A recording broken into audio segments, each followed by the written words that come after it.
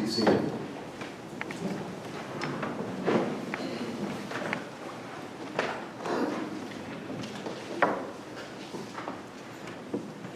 I'll begin this morning with a little poem. You might not be familiar with it. Who steers the ship through stormy sea? If hope is lost, then so are we. While some eyes search for one to guide us, some are staring at me. But I'm no hero, though I wish I could be, for I am just a boy, too young to be sailing. I am just a boy, and my future is unveiling, and I'm so frightened of failing. These are actually the lyrics of a song entitled Just a Boy by the rock band Kiss.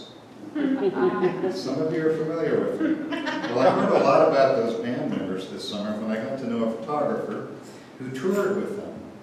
And given what he said, the band members would be the most surprised to know that they had just been quoted from the pulpit.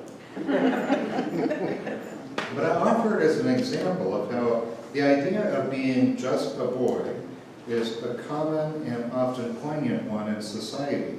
It seems that most of the Disney movies are about boy or girl heroes. Jeremiah said, "Ah, Lord God, truly I do not know how to speak, for I am only a boy." The Lord said, "Do not say I am only a boy, for you shall go to all to whom I send you." Jeremiah was called to a specific ministry, that of a prophet, but God calls all of us to ministry. How often do we adults say in one way or another, "Ah, Lord God, truly I do not know how to minister, for I am only a..." fill in the blank. The word sometimes is sinner.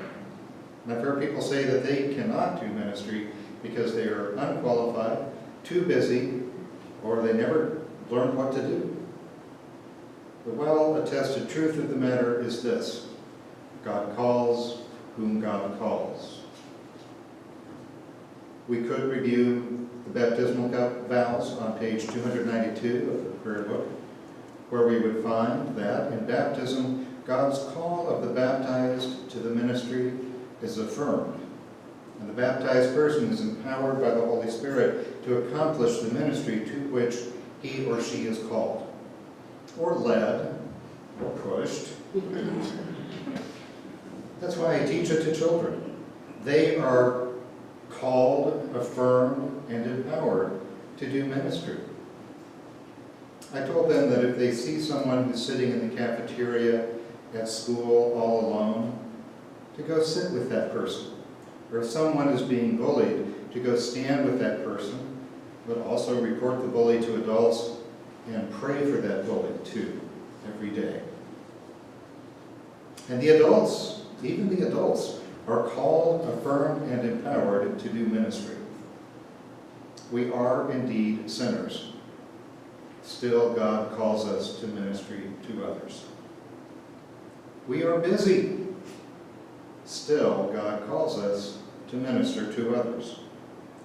We don't know what to do. Still, God calls us to minister to others. We are not unqualified. Rather, as baptized persons, we are entirely qualified. The bishop affirms this at confirmation when he says, "Renew in these your servants the covenant you made with them at their baptism. Send them forth in the power of that Spirit to perform the service you set before them." You don't even have to go to seminary for that. If sin, busyness, or perhaps even anger inhibits our relationship with God or inhibits our ministry, then we can get some help. And we might start with Psalm 103. "Bless the Lord, O my soul, and forget not all his benefits. He forgives your sins and heals your infirmities. He redeems your life from the grave and crowns you with mercy and loving kindness. The Lord is full of compassion and mercy, slow to anger, and of great kindness." Psalm 103. So let's start with that. If we don't know where to go to minister to others, that will not be a problem, because we are in their midst. It could be the person on the playground, or in the elevator, or in the next cubicle at work, or the next customer to walk in, or in the house across the street. It seems as if God often arranges it. Our part is to be present. On the other hand, sometimes we need to travel to someone in need. And so our job is this: just show up. Be present. Just show up and be present. And if we don't know what to do, then we can pray about it. I learned this as a hospital chaplain a long time ago, and will admit that while ministering with someone, I sometimes pray silently, "Lord, help. I don't have a clue what to do. Help, please." And God always helps, because it's never just the two of us. God is there also. And so it's always the three of us. If we don't know what to say to someone in need, then listen. Listening is doing something. Listening can be ministry. For example, if someone is grieving, we might be reluctant to go to him because we don't know what to say. So, don't say anything. Just show up and listen. Be present. Listening is doing something. And praying is doing something too. Jesus prayed and he taught us how to pray. We all know it by heart, and saying it out loud will always trigger the other person to pray it too. We build a relationship with someone by showing up, listening, and praying. And ministry always happens in relationships, even ad hoc, brief, or informal ones.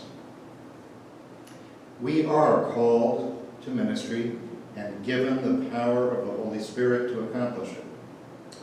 The rest is up to us, and it can be pretty simple. Show up, listen, and pray. Even a child can do it.